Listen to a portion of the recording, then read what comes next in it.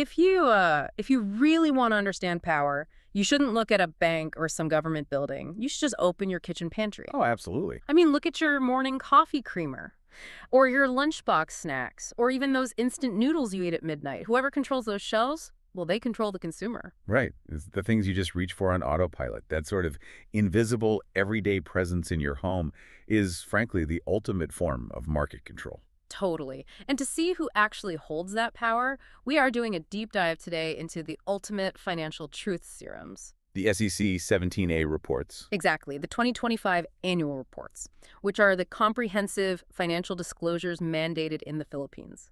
And we're looking at two absolute titans of the food industry today. Monde Nissin, or MND, Mm-hmm. and Century Pacific Food, which trades as CNPF. Right.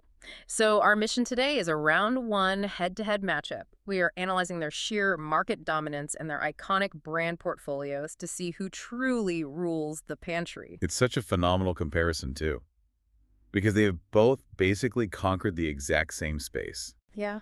But they built their empires using completely different architectural blueprints, Well, let's unpack Monde's blueprint first, because this is just wild to me.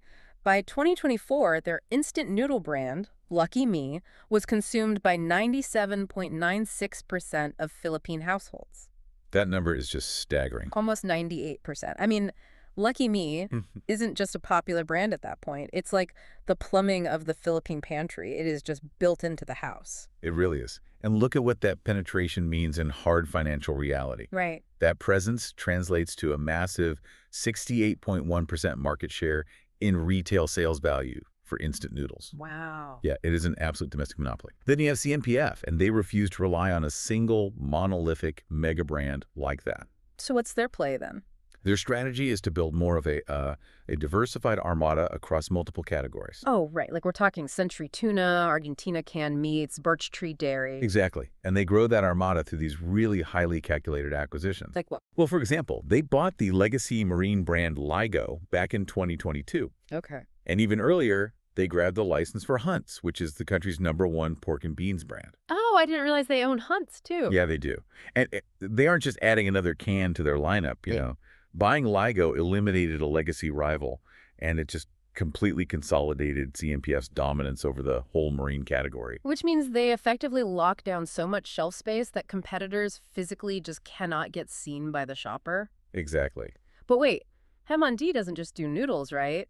I mean, they dominate local snacks with SkyFlakes, too. They do, yeah. And they hold an incredible 88.5% market share in yogurt drinks through their Dutch Mill partnership, which, I gotta ask, how does a partnership result in a near 90% monopoly? It all comes down to the mechanism of distribution. Okay. So Dutch Mill provides the popular foreign product, right? Mm. But Monde owns this untouchable, highly localized pipeline. They can basically plug Dutch Mill into a distribution network that reaches every tiny corner store in the country, which just instantly ices out any competing yogurt drink. That makes sense. Okay, wait. I want to push back on CNPF for a second here. Sure. Because if CNPF dominates tuna and canned meat, why are they suddenly launching Goodest Pet Food and like Coco Mama coconut milk? It does seem a bit random right there. Doesn't jumping from tuna to dog food mean they're losing focus? It seems a bit scattered. Well, it looks scattered on a supermarket shelf, sure. But you have to consider the underlying supply chain. What do you mean? When you process millions of tons of fish, you generate these high-quality protein byproducts. Oh, wow. Yeah, you can seamlessly package that right into pet food. The raw materials are literally already sitting in your factories. That is just brutal efficiency. Right, and those coconuts, that feeds into their massive global engine. CNPF is actually one of the Philippines' largest exporters of OEM tuna and coconut products. Wait, let me stop you there. OEM, meaning they are a private label manufacturer? Yes, exactly. So I could be standing in a grocery store in California buying a totally generic store brand can of tuna, and I'm actually putting money into CNPF's pocket without even knowing it. That is the invisible genius of it. They feed the world and capture global margins without spending a single dime on international marketing. That is brilliant. And they are using that capital to aggressively future-proof. Because they aren't just defending canned meat, they launched their plant-based alternative, Unmeat, in 2020. Right, the meat alternatives. Yeah, and then in 2025, they acquired Loma Linda, which is this 130-year-old U.S. plant-based brand. They are basically using cheap, efficient local manufacturing to disrupt Western premium vegan markets. Which puts them on a direct collision course with Monde's massive global brand, Corn.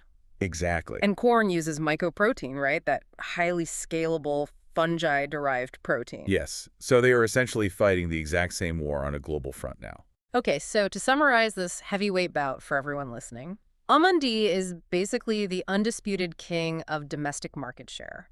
They rule through these singular mega brands and ironclad distribution pipelines. Spot on. Meanwhile, CNPF is the relentless expander.